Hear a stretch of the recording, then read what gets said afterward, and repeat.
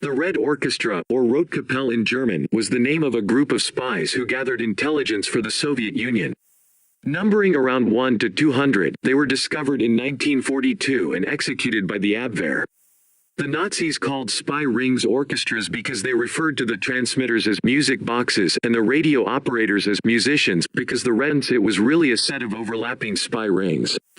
Prior to World War II, the Soviets had organized a spy network in the countries around Germany. Belgium was the first country with spies in this ring. Later, Holland, Switzerland, and Germany were added as locations for spies being run by Leopold Trepper, who was chief of the European Red Orchestra. After the beginning of Operation Barbarossa, Stalin was desperate for intelligence on the Nazi war machine, so he ordered that an ever-increasing amount of intelligence data be sent. For over a year, the Red Orchestra was successful in passing large volumes of intelligence data to the Soviets. However, on December 13, 1941, the Abwehr got a break. Directional finders were used to locate radio signals. The finders would first position a signal along a line. Then it would try to cross the line in one or two other places. The crossing would be a line drawn by other directional finders. This meant that X would mark the source of the radio signals. The capture of the first of the Red Orchestra agents was due to a common espionage problem. The more successful a spy or a spy ring is at stealing intelligence, the more information it has to transmit.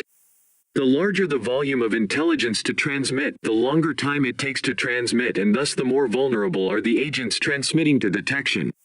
In the case of the Red Orchestra agents, coded messages had been sent for over 5 straight hours from 3 houses in Brussels located on the Rue des Atrabats. Seized in the raid were code books, equipment, invisible inks, false papers, and other spycraft tools. While the raid was in progress, Leopold Trepper arrived. He, however, was able to lie his way to freedom with a claim that he was selling rabbits. In June of 1942, the Nazis captured Johann Wenzel, a radio operator for a sector of the Red Orchestra. He gave information that led to the capture of the whole spy ring and to Leopold Trepper. For some months thereafter, the Nazis ran the Red Orchestra as a disinformation operation against the Soviets. Eventually, the Soviets became suspicious and demanded sensitive information the Nazis would not supply. This led to the end of the activities of the Red Orchestra. Inside of Germany, the original leaders of the Red Orchestra were Hero Schultz-Boysen and Arvid Harnack, nephew of a world-renowned theologian. Schultz-Boysen was a member of the Junker class. He was also an officer for the German Ministry of Air. He joined forces with Arvid Harnack and his US-born wife, Mildred Harnack. The Harnacks were prominent pre-war members of Berlin Literary Society. They also recruited Alexander Erdberg, Adam Kuckhoff, Holst Heilmann, Herbert Gallnau, Gunther Weissenborn, and Johann Gradenz as agents. Harnack was a member of the German Ministry of Economics. Adam Kuckhoff was a theater producer, but his wife worked in Alfred Rosenberg's Department of Race Policy. Heilmann was a cryptologist working in the coding department of the Wehrmacht Signals Group. Gallo worked for German counterintelligence.